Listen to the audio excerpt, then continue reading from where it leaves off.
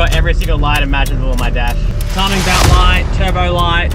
Yeah, it's down. It's reading 12 volts on the battery. So that means the alternator's gone. So we'll pull it apart, we'll clean it, we'll see what we can do. Otherwise, we'll have to get a new unit. All right, so it's time to do the alternator on the 80. So first I'm gonna pull it out. I'm gonna try and clean it because apparently, usually it's either just the bearings or the brushes that are going on it. So we'll have a look at the brushes, see how they are. I think the bearing is actually gone. It is making some little bit of noises, so I might need to replace that as well. But first out, just get it out of the car, clean it, and then I'll make a decision from there. So the cables already have a bit of corrosion on them, so might mean it's a little old or it's been through a bit of water. But what the plan is, basically pull it out and I'll ID what alternator it is, and that'll give me a better idea on whether it's going to be worth repairing or not. Because if it's like a Denso, actually good alternator, it might be worth just getting new brushes and replacing it, replacing the parts. But if it's like a crappy Chinese one, I'll just buy a brand new one. But anyway, let's keep going. All right, belts are off. So I just removed the swivel bolt from the alternator, and you can actually see little bits of water on the bolt. So definitely water has gotten in, and there's even some dirt on the end of the bolt there. So it's not just the fact that it's water, it's the fact that it's muddy water, and inside that muddy water there's bits of dirt and grit and all that, which is gonna corrode the brushes, corrode the bearing, and ultimately stop it from working. So when people say don't drive through bogholes, that's a good reason why not to. There's our adjusting bolt, and then there's the lock bolt. And here's the fun part, actually pulling it out. So a lot of people do move this aircon compressor out the way, but the manual said don't worry about that. So hopefully I can get it out this way, not too bad. Yahoo! We got it. So we got the alternator out, and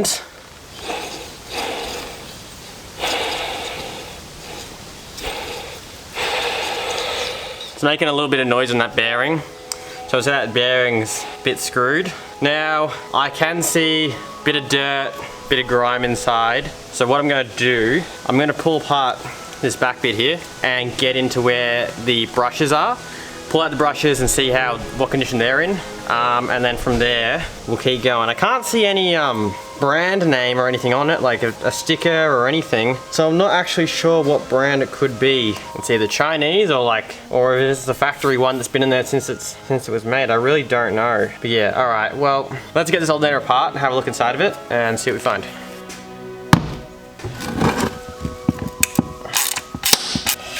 There you go. Let's have a look at our connectors. Okay, one literally, I don't know if you saw that, had a bubble of water in it and looks quite corroded. Oh yeah, look at that. I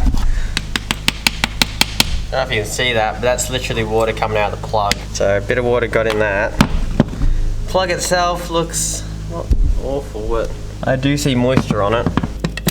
Now this back plate should come off. Oh, see the moisture coming out of that?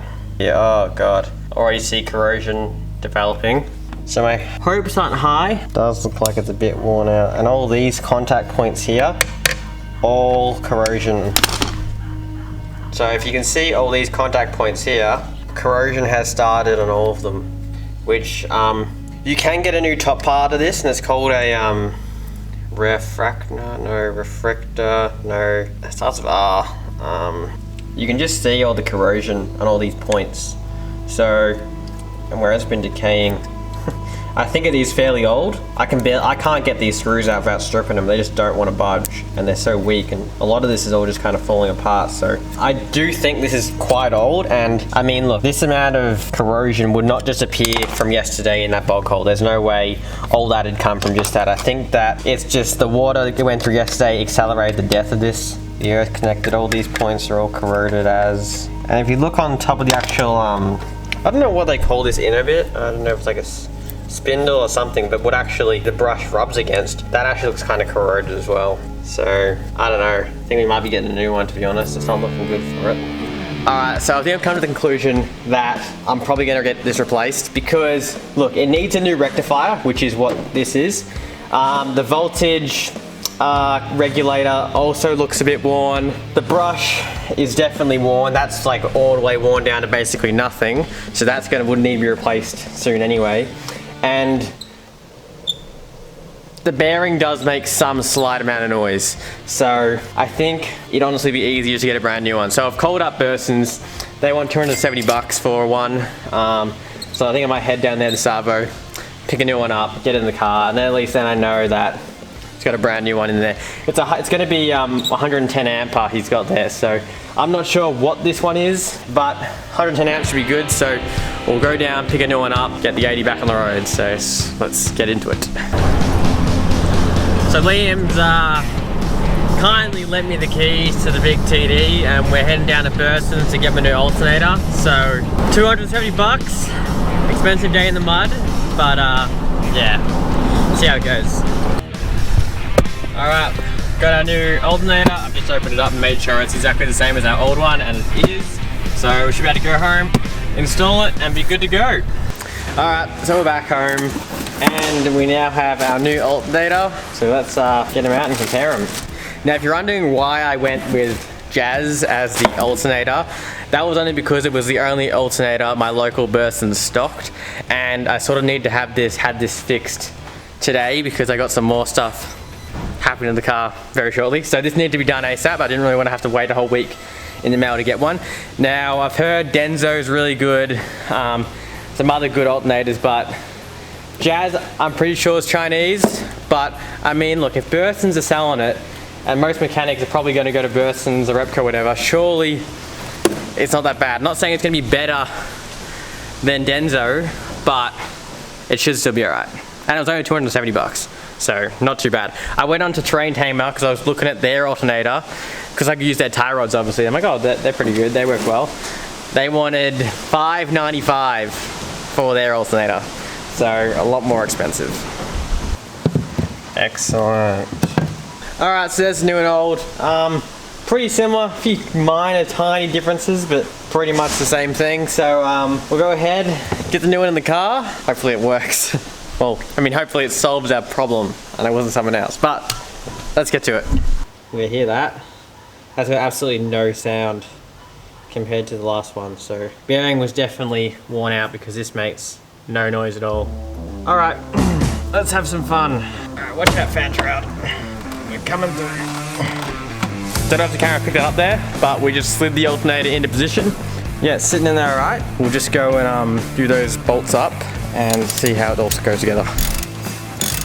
Now we'll just tighten up our adjusting bolt to get our belts nice and tight. I don't know if you can see from my perspective here, but I'm just tightening up this adjustment bolt, and you can see that these belts are slowly getting tighter. And also don't forget to plug your alternator in. So it's all in. Belts are all tightened and it's ready to go, but before I hit the key, I'll just double check everything, make sure everything's all in, because we don't want any issues. So we'll double check everything, go turn the key, and hopefully the dash isn't a Christmas tree. So see what happens. Negative terminal's reconnected. All that's left now is to turn the damn key. Looks all good to me, all nice and tight. Connected, all adjusted, all tightened there, lock is tightened. Tightened. I think we've got to turn the key and see what happens. All right, see what happens. Hey, the lights are gone. All right, let's just double check the battery, check the voltage level. Now, god damn it, this thing gets my boots every time I freaking get out of the car. My car traps me. Now imagine if I was in a fire situation. Right now, I can't even get out of the car if I want to. Looking all good, spinning okay. Not making any sounds anymore, which is great. It sounds so much nicer already. Yep, excellent. Awesome, so it's all good. You might be wondering why that seems a bit lower, only 13.1. That's simply because my engine is only idling very, very softly. It's basically very soft idle. And if you're wondering what that noise is, that's my exhaust. The muffler's got something broken in it, so it vibrates like hell. But that's not going to be there for much longer. So the 80's all back in action. It's running mint now. The engine sounds way better. it sounds healthy. So it was definitely that alternator that was giving me that weird noise while I was away. So I think going through the Bogholes up in King Lake just sort of added to it, and then was the failing point. But yeah, definitely don't want to be doing too many mud holes. One, I don't have a snorkel, and two, it's just like the car just doesn't like it. It just doesn't like getting mud splattered everywhere and dirt and crap, and I can see why a lot of people don't drive through Bogholes when they don't have to anyway. So yeah, just a thing that I've learnt. It was an expensive little mud bash, but yeah, it was good to, that was my first alternator I've ever done, so that was interesting. And yeah, just good to do it all and yeah, learn from it. So yeah, anyway, thanks for watching. Aussie Arvos as always. If you want to support the channel, you can get yourself an Aussie Arvos sticker. They're $5, free shipping Australia wide. So thanks for support, hope you enjoyed the video, and we'll see you next time.